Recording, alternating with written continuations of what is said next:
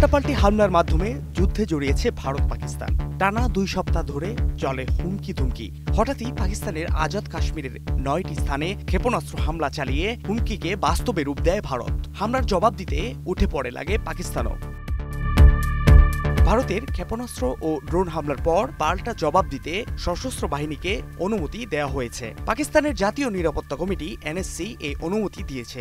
আত্মরক্ষার অধিকার ও সার্বভৌমত্ব রক্ষার যুক্তি দেখিয়ে তারা এই সিদ্ধান্ত নিয়েছে।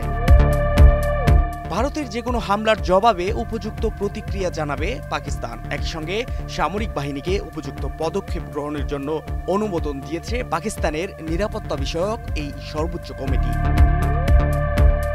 জাতিসংঘ সনদের 51 অনুচ্ছেদের বরাতে নিরীহ পাকিস্তানিদের প্রাণহানি ও পাকিস্তানের সার্বভৌমত্বের স্পষ্ট লঙ্ঘনের প্রতিশোধ নেওয়ার অধিকার পাকিস্তানের রয়েছে।